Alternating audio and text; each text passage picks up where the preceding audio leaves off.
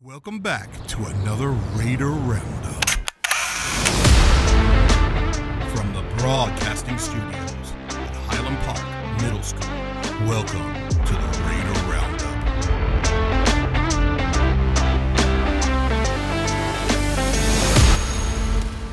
Welcome, Raiders, to another exciting edition of the Raider Roundup. I am Dr. Hunt, your principal, and I'm here with Coach Trevino. Coach Trevino is a structure teacher in one of our special education department classrooms. A structured classroom provides specialized instruction in special education and with a focus on highly structured routine activities, visual support, and communication. Coach, can you share a little bit about your background and what led you to become a special education teacher? Well, thanks for having me. You're welcome. I have been in education for 28 years. And really the reason, for the most part, it's been in special education, but I've also been an administrator. And of course, now I'm a coach. And about half of my career, I've been a coach. And I got into special education probably because of the teachers that I had when I was in school. And was encouraged to go into education that way. And, you know, I think my wife was probably a real good reason why as well. She's probably the best special educator I know. She's very, very good at it. And so that really kind of helps because we're able to bounce ideas off of each other. And so that's kind of my why. Okay. Thank you. What is a typical day like for you in the structured classroom? And could you kind of just walk us through some of the activities and strategies that you use to support your students' learning and development? Well, believe it or not, we break it all up into like 5-minute segments. Other than that, it's a lot like every other kid in the school. You know, they go to different classes and they're usually there for 30, 45 minutes and then they go to the next class. Well, our students do the same thing, only we try to break it down into really small segments so that we're constantly moving, constantly doing things. Then we try to mix it up with getting outside of the classroom, going to an outside PE, going for walks, but we still do STAR stuff because we have to prepare for the STAR, but we also do a lot of daily living stuff to make sure that our students are prepared once they do leave us. Okay, awesome. How do you create an inclusive and supportive learning environment for students with diverse needs in your classroom? Well, we make sure and take advantage of every opportunity to make sure that our students are with every other student that's in this school. Every morning we go to the cafeteria and have breakfast with all the athletes as they're coming out of their athletic period. We go into a PE class with other kiddos and spend some time with them there. And, you know, we just provide our kiddos whatever it is they need within our classroom. And when we see something that's not working, we are the type that are saying, okay, we've got to change what we do so that our kiddos can be successful instead of looking at the other way that they've got to find a way to adjust to us. We always want to adjust to them. Okay, awesome.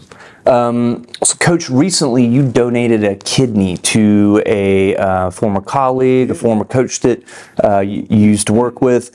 What sort of led you to make such a courageous decision like that, and sort of, you know, what was that process like, and what has sort of the impact been on you just overall, that experience? Well, surprisingly, I didn't then, and I still don't now look at it as a courageous decision. To me, my thought was, you know what, I only need one kidney to be alive, and to do what a kidney does.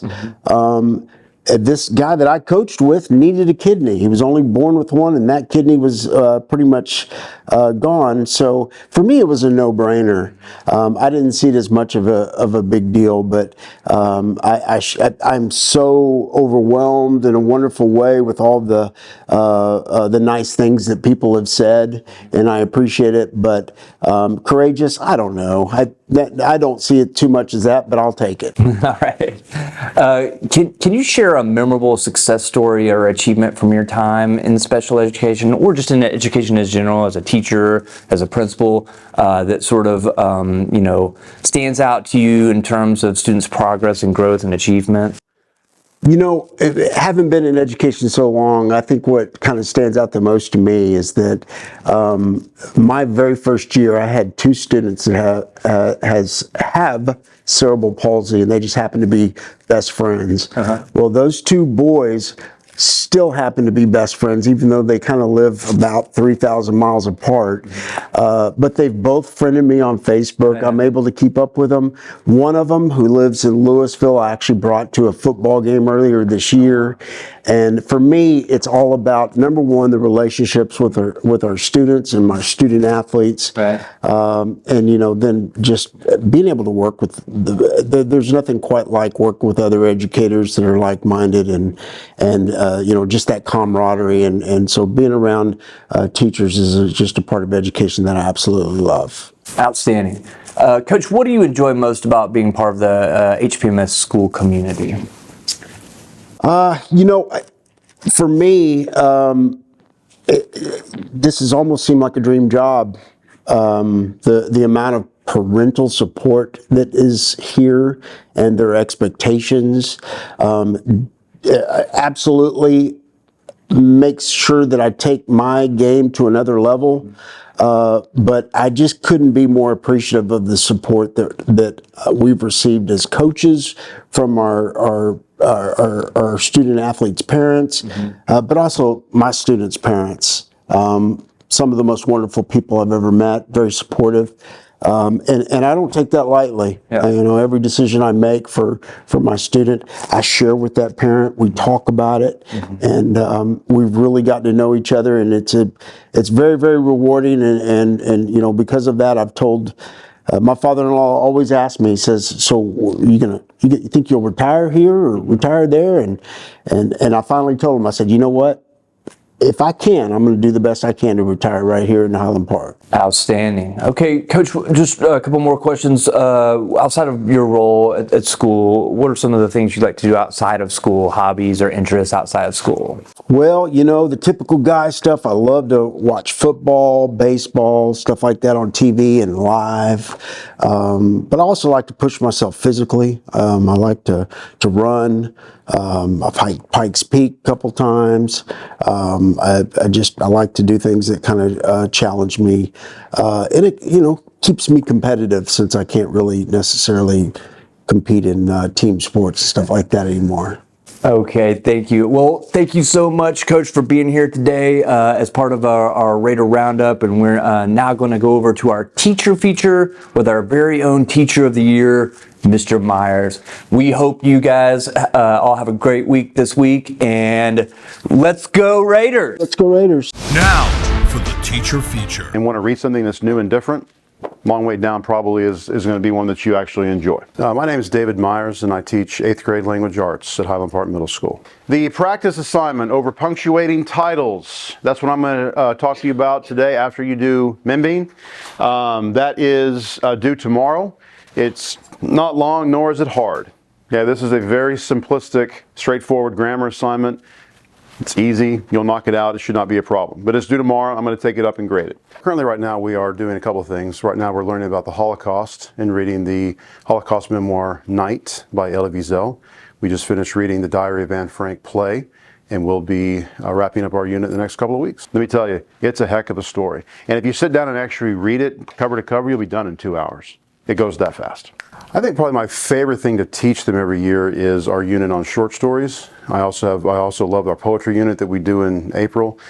This unit also is very important to me. It's a very necessary unit to teach. We have a lot of critical thinking and a lot of analysis that goes in. But I would say probably the unit that we do on short stories, and then the poetry unit we do in April probably are my top 2. Okay, so from there to there. Got it? All right. Or you can come talk to me. Mr. Mires, how do I pronounce this word? And I'll tell you, okay? And I'll break it down for you in chunks so it's easier to phonetically say. I've been teaching, this is my 22nd year overall, 20th here in the building at Highland Park Middle School. I went to Texas Tech, Breckham, and I went there started in 95, graduated in 2003. Page 87, you're going to go from the word these down to the word earth. So you're not responsible for memorizing it. You're just reading it out loud. Okay? All right, go ahead and make a determination. Yes, no, or maybe.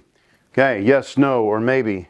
My favorite thing about teaching is actually getting to connect with the kids and sharing with them the love of stories, because I'm just a huge lover of stories. That's why I became an English teacher. And so if I can pass that love of stories off to my students, that's kind of, I consider that a win.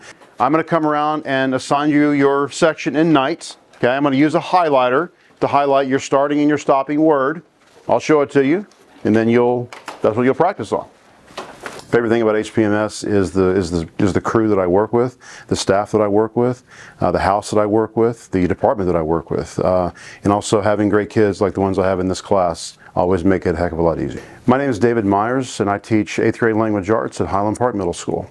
Go Raiders!